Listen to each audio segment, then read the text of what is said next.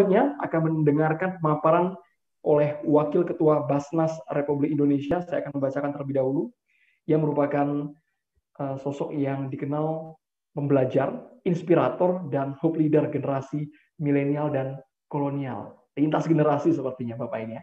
Memegang 4 sertifikat manajemen internasional dan juga manajemen resiko di bidang akuntansi, dan juga merupakan lulusan di Australian National University pada tahun 2020 dan saat ini menjadi pimpinan Basnas.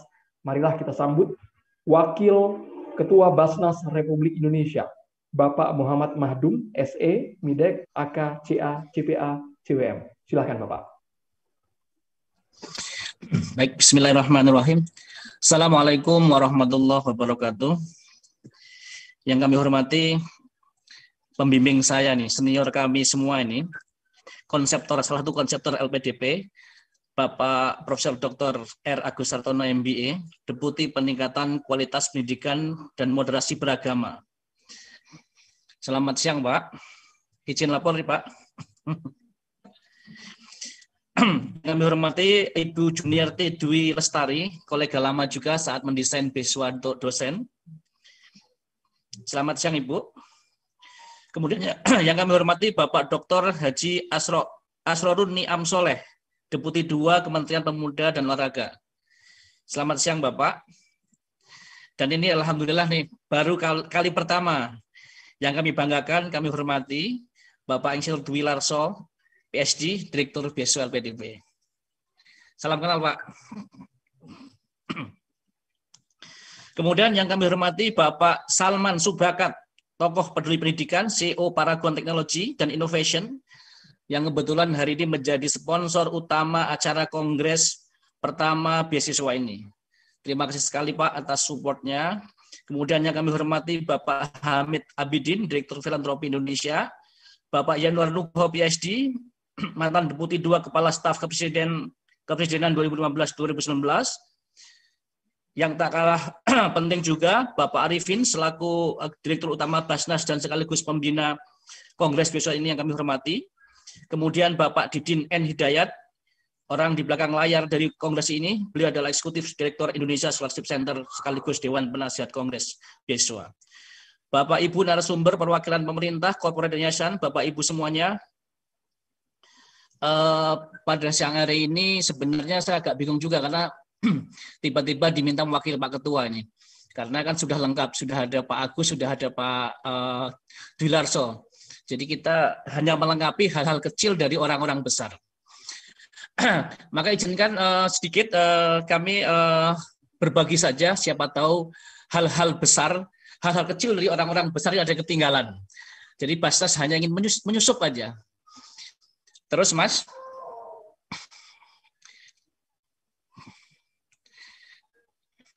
Terus boleh di ini. Terus langsung saja, saya ingin berbagi sedikit tentang tokoh-tokoh di sekitar kita. Ini pasti semua sudah kenal. Ada Pak Emil, ada Pak Habibie, ada Mas Emil Dardak yang umur 20 tahun sudah doktor. Ini ada Pak Jokowi. Mereka semuanya adalah SDM yang berkualitas hari ini di bidang pemerintahan. Background sekolahnya beda-beda. Terus Mas, ini. Hari ini kalau anak-anak muda yang sangat melek digital juga pasti mengenal wajah ini semuanya.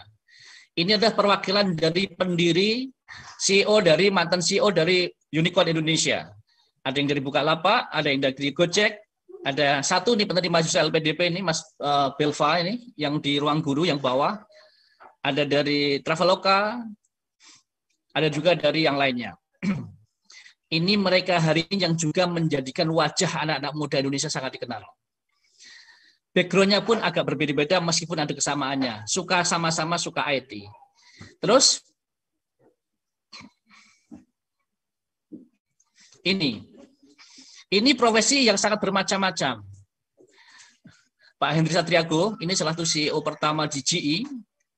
Kemudian ada Mas Ibas, politisi muda. Yang bawah ini Pak Larso, Pak Dwi Larso kami laporkan Pak, ini adalah mantan Sekjen PSSI Pak, penerima beasiswa LPDP, alumni Matematika ITB Pak. Mohon izin kawan saya Pak, yang karena saya pembimbingnya Pak di sepak bola Pak. Siap. Ratu Tisa, Pak. Yes, Pak. Kemudian yang paling bawah pojok di kolega Bapak ini, kami ingin mengatakan bahwa mereka ini orang-orang hebat di bidangnya, background-nya, sekolahnya juga beda. Tapi terus Mas, apa yang ingin membuat mereka hebat ini? Ada kesamaan mereka. Mereka adalah orang sekolahan. Itu poinnya. Kami ingin mengatakan bahwa hari ini Indonesia ini wajahnya banyak diwarnai adalah orang-orang yang bersekolah. Saya mengutip dari beberapa sumber bahwa ke depan itu ternyata yang dipentingkan itu secara umum adalah bukan sekolahnya apa, tapi punya soft skill seperti apa. 3 slide tadi itu seandainya kita rangkai, itu para pimpinan tersebut, para tokoh-tokoh besar tersebut, para anak muda hebat tersebut memiliki kesamaan di soft skill. Mereka punya critical thinking, mereka punya social intelligence, mereka punya jiwa negosiasi yang bagus. Ini kira-kira. Ini saya ambil dari World Economic Forum, Oxford University, sama Institute for the Future. Jadi poin yang ingin kami sampaikan adalah apapun sekolah yang kita ambil, pertama adalah kita harus sekolah. Poin yang pertama, kita harus sekolah. Yang kedua, apapun bidang yang kita ketekuni, kita tidak tahu masa depan itu. Sehingga mungkin background engineer, tapi suatu saat malah menjadi gubernur, misalnya. Ini. Contohnya Pak Dwi Larso sendiri, beliau mungkin tidak pernah belajar manajemen sekolah, manajemen pendidikan. Hari ini mengelola beasiswa, mengelola SDM. Nah, itu contoh bahwa tidak begitu relevan hari ini background studi. Yang relevan adalah soft skill-nya seperti apa. Ini kira-kira. Terus, Mas. Namun demikian, saya sedikit berbagi data dan fakta. Ini pasti Pak Agus dan Pak Dwi Larso banyak data. Saya melengkapi aja. Ini data lama. Ini bahwa tenaga kerja Indonesia kita ini masih didominasi lulusan yang bukan sekolah. Hanya bukan anak kuliahan, hanya 6,45% yang sekolah sampai university. Jadi kita semua yang hadir di sini mungkin termasuk yang kelompok elit ini, 6,45%. Ini data lama, tahun 2015. Bandingkan dengan di Singapura ataupun di Malaysia, hampir double dari kita. Singapura 3 kali dari kita sendiri. Terus, Mas. Kemudian, di Indonesia, nih karena mewakili Basnas Pak Larso, Bapak yang lain, Pak Dwi Larso, maka kita sedikit akan sharing tentang bagaimana penduduk miskin kita. Ini menurut BPS tahun 2016, ini kebanyakan sekolahnya di bawah SD SMP. Bahkan yang tidak lulus SD itu 52%. Ini berarti ini. Ada sesuatu nih. Yang nggak lulus SD itu masih banyak banget. Tadi Pak Larso sudah bicara pendidikan sangat tinggi. Ini segmen yang luar biasa. Terus, Mas, ini relevan karena penduduk kita kebanyakan itu jenjang pendidikannya di bawah perguruan tinggi, maka produktivitinya itu kurang bagus. Kita lihat, jauh banget kita. Bagaimana GDP kita itu masih mirip-mirip dengan Vietnam, India. Jangan bandingkan dengan Amerika, tempat Pak Dwi Larso sekolah, tempat saya sekolah di Australia. Jauh banget. Terus, Mas.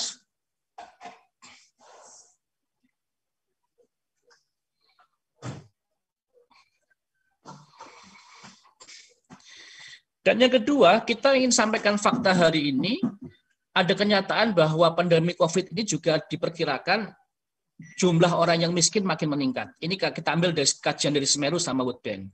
Artinya, mereka yang berkesempatan sekolah dari orang miskin itu udah kecil, kemudian yang tambah miskin tambah banyak. Ini catatan bagi Basnas ini, bagi Pak Prof. Sartono. Terus,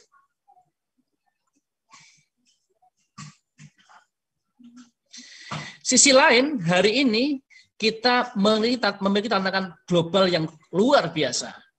Yang pertama adalah dunia teknologi. Kita mostly hari ini adalah satu yang bagian teman-teman yang terdiri seperti kita itu menghadapi perubahan teknologi yang luar biasa. Tadi Pak Larso juga mengangkat luar biasa. Sisi lain, yang kalangan di bawah ini menghadapi tantangan teknologi ini benar-benar menjadi market. menjadi objek dari teknologi itu sendiri. Sehingga kita sering tidak belajar bagaimana membuat WhatsApp, tapi menikmati WhatsApp.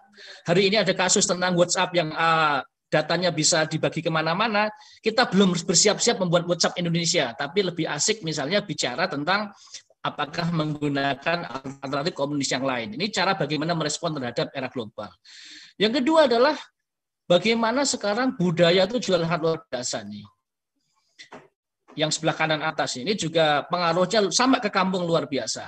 Kemudian yang bawah ini, tantangan global hari ini terutama bagi orang-orang yang dari keluarga miskin adalah masalah bahasa. Di LPDP sangat kerasa, bahkan untuk mendapatkan orang-orang dari afirmasi untuk mendapatkan syarat minimal masuk LPDP aja masih agak kesusahan. Dan yang nggak kalah penting, nomor 4 di bawah ini tantangan globalnya adalah ternyata masih banyak isu-isu yang terkait dengan sesuatu yang bau kekerasan. Terus Mas, namun demikian kita memiliki sebuah harapan. Harapannya adalah bahwa Indonesia ini banyak yang memprediksi jika semuanya lancar yang dijalankan Kementerian PMK LPDP jalan, kita akan menjadi Indonesia yang maju pada tahun 2045. Kenapa? Karena kita memiliki anak-anak muda yang luar biasa. Ini dengan catatan anak mudanya dikelola dengan baik. Terus,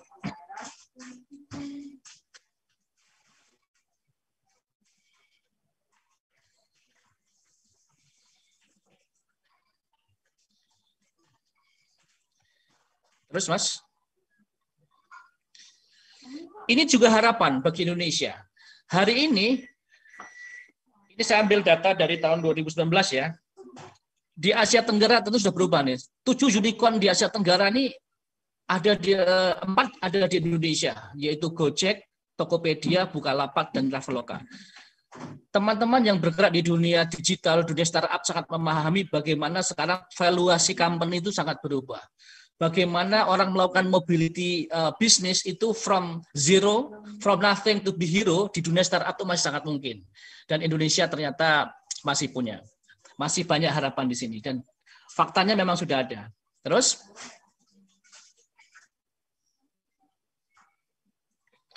pertanyaannya, kenapa beasiswa? Nah ini, kita sampaikan banyak fakta penduduk kita yang miskin.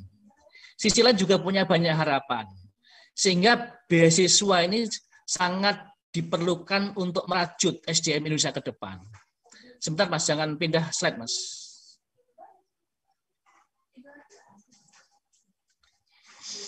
Nah, sasaran beasiswa itu biasanya ada 3 kelompok ini. Mereka yang kaya tapi berprestasi.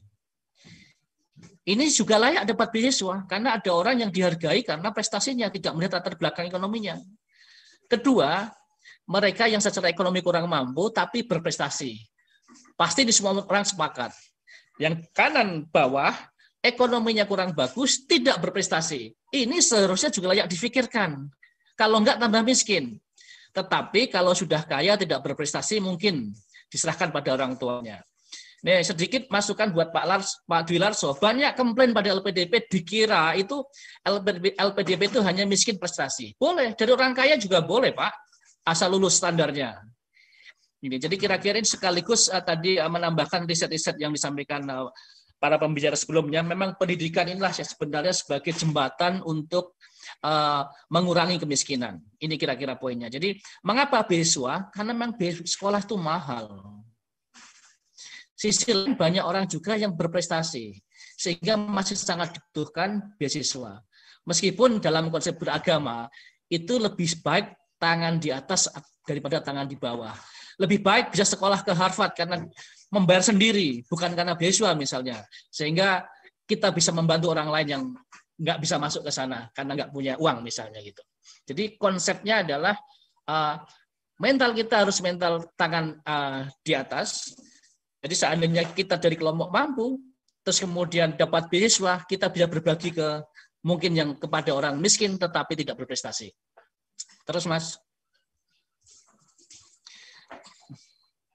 Nah sedikit sumbangsih untuk kolaborasi hari ini karena temanya adalah Kongres Beasiswa. Yang pertama adalah ini sangat mendasar adalah paradigma baru bahwa pemberi beasiswa itu adalah bukan juru bayar. Pendekatannya bukan cash approach. pemberi beasiswa itu adalah perikatan hati. Bagaimana bisa menyambungkan antara hati pemberi beasiswa dengan hati penerima beasiswa, sehingga hubungannya adalah egaliter, bukan hubungan superordinat dan bahannya. Nomor 2 adalah, tadi sudah diangkat juga, sudah selayaknya kita bicara end-to-end, dari mulai input, proses, output. Manajemen talenta sudah menjadi banyak yang memikirkan, tetapi yang menjemput ke bawah. Basnas terpikir, Pak, untuk menjemput ke bawah, menyiapkan orang-orang supaya eligible daftar LPDP. Supaya eligible daftar beasiswa yang ada di Dikti, misalnya beasiswa bidik misi. Jadi kita menyiapkan supaya eligible dulu, meskipun nanti di lembaga-lembaga yang Bapak-Bapak pimpin akan ada penyiapan lain supaya masuk university. Maka sinergi dan kolaborasi ini menjadi keharusan. Kami uangnya tidak banyak, uang dari LPDP sangat luar biasa, tetapi ada sisi-sisi yang mungkin LPDP nggak pikirkan, kita akan coba masuk, sehingga walaupun kecil, kita bisa memberikan arti. Maka bingkai dari 1, 2, 3 ini bagi pengelola beasiswa siapapun, itu kami selalu menekankan adalah keikhlasan dan ketulusan. Bahwa akan banyak protes bagi penerima beasiswa itu hal kewajaran. Karena mereka juga menghadapi pressure yang ketat di sekolahnya. Tetapi sebagai pengelola beasiswa, kami selalu ingatkan, ikhlas dan tulus ini yang membedakan. Orang akan kerasa ketika kita berhubungan dengan hati, maka hati-hati akan tergerak. Hati manusia orang lain akan tergerak. Mungkin itu saja sedikit diskusi sumbangsih pemikiran dari saya pribadi. Mudah-mudahan tidak menggarami air laut yang sudah luar biasa rasanya. Terima kasih. Assalamualaikum warahmatullahi wabarakatuh. Waalaikumsalam warahmatullahi wabarakatuh. Luar biasa, Wakil Ketua Basnas Republik Indonesia, Bapak Muhammad Mahdum. Wah, tadi pencerahannya luar biasa, Pak. Tadi sudah menggambarkan banyak sebenarnya orang-orang di sekitar kita yang sendiri juga mengenal mereka. Ada presiden, ada gubernur, ada tokoh lintas sektoral yang mereka lulusan dan juga punya integritas serta unggul dengan soft skill yang mereka miliki. Artinya bukan hanya ilmu akademik yang menjadi bekal, tapi mereka tahu ceruk atau niche yang dibutuhkan oleh masyarakat di tengah-tengah kita sekarang. Lalu pertanyaannya, apakah sekolah yang kita ambil dan bidang yang kita tekuni saat ini akan menjadi jembatan kita di masa depan atau tidak? Nah, itu yang harus dipelajari kembali, karena banyak sektor-sektor yang harusnya sangat membutuhkan sumber daya manusia yang unggul. Tadi juga menarik sekali ketika Pak Wakil Ketua Basnas menjabarkan data dari BPS bahwa data penduduk miskin masih relatif tinggi, bahkan di sisi lain hari ini tantangan global sungguh luar biasa, semua generasi dituntut untuk bisa memahami teknologi. Tapi alangkah baiknya kita bukan hanya sebagai follower, tapi juga the real creator, kita yang membuat, kita yang memakainya. Jangan hanya kita menikmati saja, tapi orang lain yang malah mendapatkan keuntungannya. Dengan beasiswa, sumber daya manusia Indonesia ini bisa merajut mimpinya. Pendidikan adalah jembatan untuk mengentaskan kemiskinan. Wah, luar biasa ini kata-katanya, Pak. Pemberi beasiswa bukan juru bayar, tapi sesungguhnya perekatan hati antara pemberi dan juga penerima. Jadi egaliter ya Pak ya, bukan hanya ngasih kemudian pergi, tapi tidak peduli hasilnya seperti apa, tapi sudah ada batin yang tergerak untuk ikut berpartisipasi, menolong anak-anak negeri ini yang tidak mampu, atau mungkin yang berprestasi, dan mereka mendapatkan beasiswa. Terima kasih banyak Bapak Muhammad Mahdum.